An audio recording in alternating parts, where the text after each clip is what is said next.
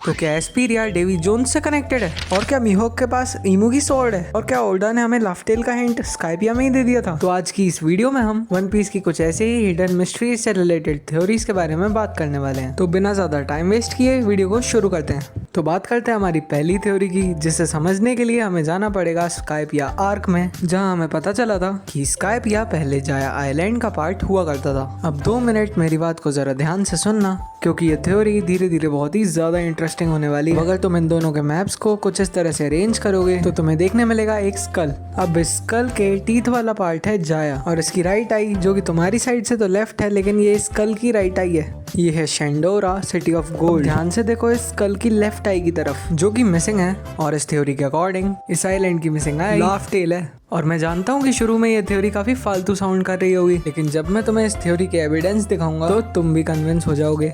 जैसे कि अगर तुमने नोटिस किया हो तो लूफी की लेफ्ट आई के नीचे एक स्कार है, और अब तुम देखो जोरो के स्कार को, और शैंक्स के स्कार को, और डो फ्लेमिंगो के जॉली रॉजर के स्कार को, और अब तुम देखो ड्रैगन के फेस के बर्न मार्क्स को। अब ये सारे स्कार्स लेफ्ट आई पर या लेफ्ट आई के ऊपर नीचे ही क्यों हैं? और अगर तुम करेंट मांगा चैप्टर्स को फॉलो कर रहे हो तो हमें जो ये ईमू देखने मिला है, इसकी भी लेफ्ट आई इसके बालों से कवर्ड है, जिसकी कुछ तो मिस्ट्री जरूर है। और ये सब देखकर मैं एक और बात काफी कॉन्फिडेंटली कह सकता हूँ कि जब भी pirate with an eye patch appear होगा, उसका आई पैच भी उसकी लेफ्ट आई पर ही होगा।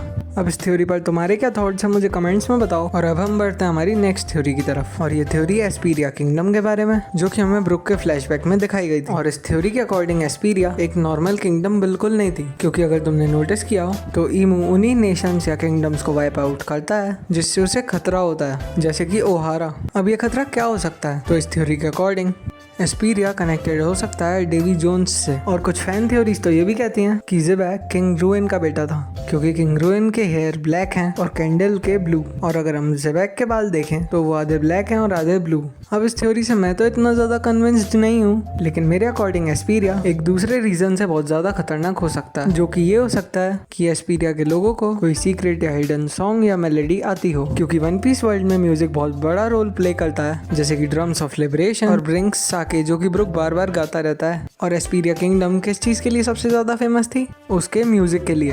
और इतना ही नहीं, अगर तुमने वन पीस मूवी रेड देखी हो तो तुम मुझसे 100% अग्री करोगे। और अगर तुमने ये मूवी नहीं देखी तो टेंशन क्यों लेते हो, मैं बैठा हूँ ना, मैं तुम्हें इसकी स्टोरी शॉर्ट में समझाता हूँ। तो इस मूवी में शैंक्स की डॉटर ऊता ने खाया होता है सिंग सिंग डेविल फ्रूट, जिसकी पावर से जब ऊता गाना गाती है तो उसे सुनने वाले सारे लोग सो जाते हैं, और ऊता उन सबके ड्रीम वर्ल्ड को कंट्रोल कर सकती है। और इस मूवी में एक डीमन भी होता है जिसका नाम टॉट म्यूजिका होता है, जो कि कई सालों से सील्ड होता है, वो भी एक सॉन्ग के थ्रू।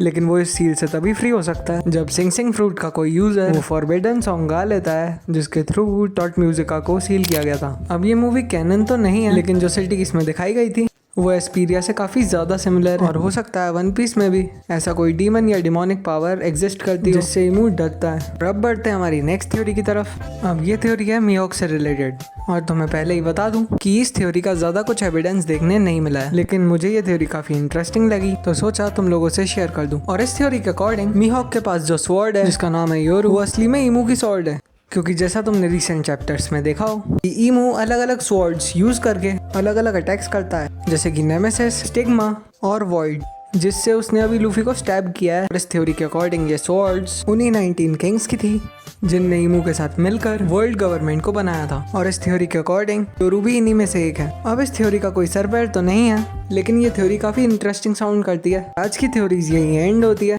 और इन थ्योरीज पर तुम्हारे क्या थॉट्स हैं मुझे कमेंट करके बताओ। वीडियो अच्छी लगी हो तो वीडियो को लाइक कर देना, और चैनल को सब्सक्राइब करना मत भूलना।